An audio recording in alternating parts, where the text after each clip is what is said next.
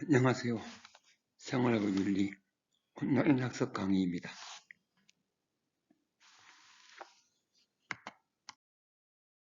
강의 내용은 구단은 과학기술과 윤리 내용입니다.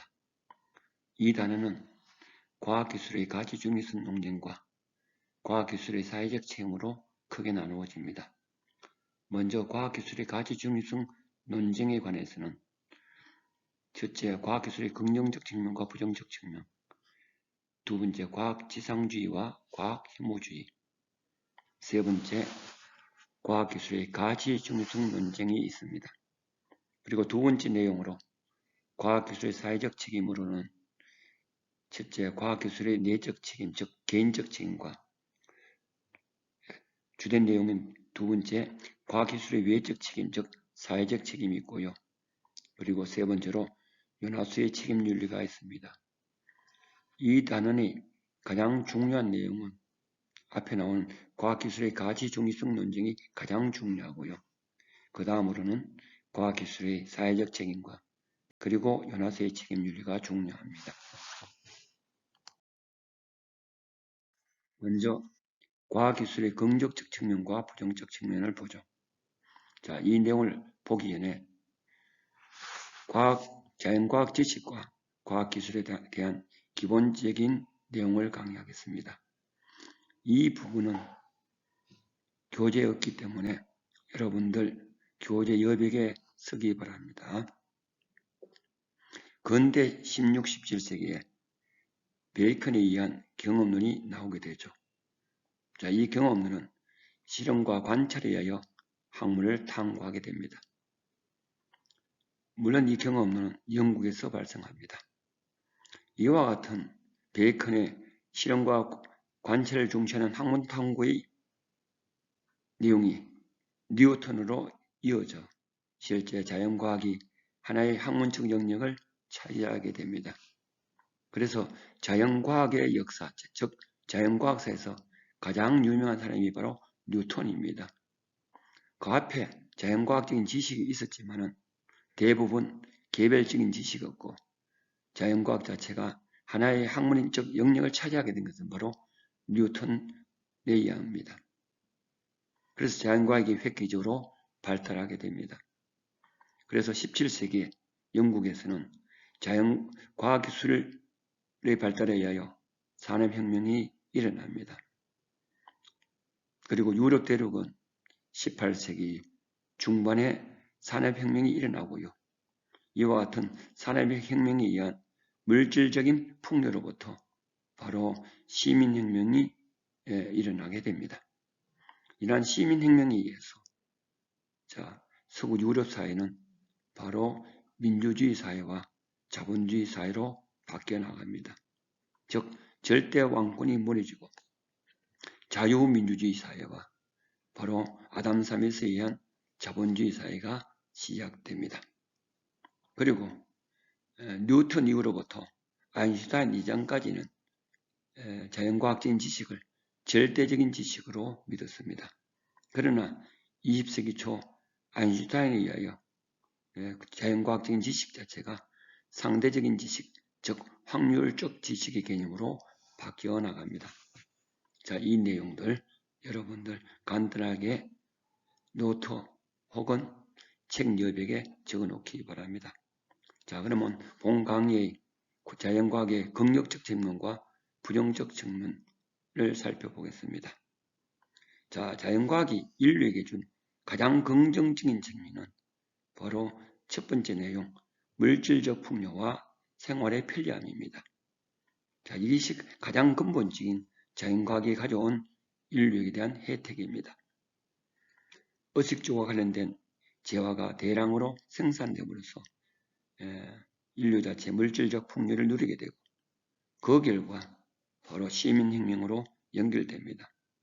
또한 삶의 각 영역에서 자동화 혹은 기계화되면서 더 많은 여가를 누릴 수 있게 됩니다. 그리고 이와 같은 자연과학은 현대에 이르러 시공간적 제약을 극복하게 합니다. 최근 인터넷망의 연결로 세계 어느 곳에 있는 사람들과도 실시간으로 정보를 교환할 수 있는 바로 정보화 시대가 열리게 되었습니다. 또한 교통통신의 발달로 세계 어느 곳에든지 하루 만에 자유롭게 여행할 수 있는 그런 시대가 되었습니다. 바로 이와 같은 정보화 시대와 교통통신의 발달은 더불어 세계화 시대로 연결됩니다. 또한 더불어 자연과학의 발달은 인류의 건강의 정령과 생명의 연장을 가져옵니다.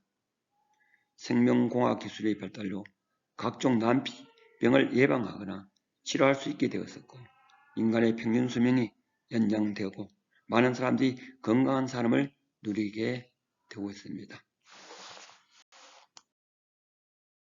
자, 그러면 과학기술의 부정적 측면을 알아보죠. 이 부정적 측면으로는 환경문제의 발생, 그리고 인간의 주체성 약화와 비인간화 현상 초래, 그리고 현대 들어와서 인터넷의 발달에 따른 인권과 사생활 침해, 그리고 생명의 존엄성과 훼손 등의 문제가 있습니다. 이 중에 가장 근본적인 과학기술의 문제점은 환경문제와 비인간화 현상 초래고요. 밑에 두 가지는 바로 정보화 현상, 그 생명공학에 따른 문제점입니다. 먼저 환경문제부터 보죠.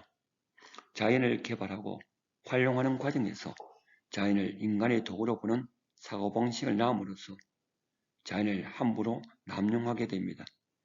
자, 이러한 사고, 자연을 인간의 도구로 보는 사고를 우리는 이분법적 사고, 적으세요. 이분법적 사고, 혹은 인간중심적 사고, 혹은 정복지향적 사고라고 합니다. 자, 이분법적 사고, 인간중심의 사고, 혹은 정복지향적 사고라고 합니다. 또한 더불어 대량 생산과 대량 소비 등으로 자연 자원이 고갈되고 기후가 변화되고 온난화 현상을 말하죠. 동식물이 종이 감소하고 생태계 파괴 등 심각한 환경 문제가 발생하고 있습니다. 둘째, 자, 인간의 주체성 약화와 비인간화 현상이 초래됩니다. 자, 이 비인간화 현상을 우리는 따로 인간 소외 현상이라고도 합니다. 인간 소외 현상. 적기 바랍니다. 옆에. 자, 인간을 위해 존재하는 과학기술이어야 하는데 도리어 인간이 과학기술의 노예로서 바로 과학기술에 대한 지나친 의존으로 인간이 과학기술에 종속되는, 즉 노예가 되는 현상을 말합니다. 자, 이러한 현상을 비인간화 현상 혹은 인간 소외 현상이라고 합니다. 넓은 개념으로는요, 바로 주체와 개체가 뒤바뀌는 가치 전도 현상이라고 합니다. 가치 전도 현상. 자, 세 번째로 인권과 사생활 침해입니다. 자, 현대 정보화 시대에 들어옴으로써 인터넷을 통한 개인정보가 유출되는 현상이 발생합니다. 더불어 사생활이 침해되죠.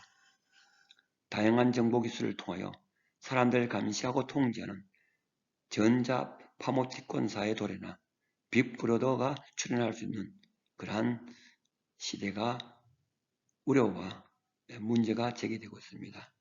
여기에서 전자 파모티콘 사례, 팜옵티콘, 바로 벤담이 제수들을 관리하기 위한 원형 감옥을 말합니다.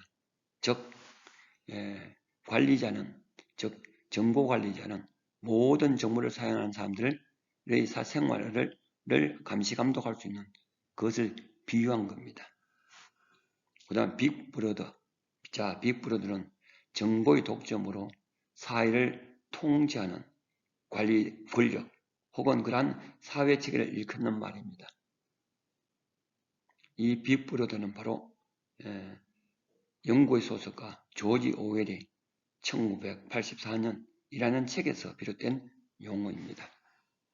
다시 얘기하죠. 파모티컷은 공리주의자인 벤담이 바로 한 개인이 컴퓨터를 정보를 관리하는 한 개인이 다른 모든 정보를 보는 사람들을 관리할 수 있는 것을 빗대어 바로 파모티콘 원형 감옥에 비유한 것이고, 빅브러더라는 개념은 바로 조지 오웰의 1984년도에 나오는 용어입니다. 그 다음 생명의 존엄성이 파괴됩니다. 생명 복제와 유전자 조작 등 생명공학이죠. 생명체를 대상으로 하는 시험으로 인하여 생명체가 연구의 목적을 달성하기 위한 하나의 수단으로 여겨지는 문제가 발생합니다. 자, 마지막으로 바로 자연과학 기술에 대한 양극단적인 견해, 즉 과학기술 지상주의와 과학기술 혐오주의에 대하여 알아보겠습니다.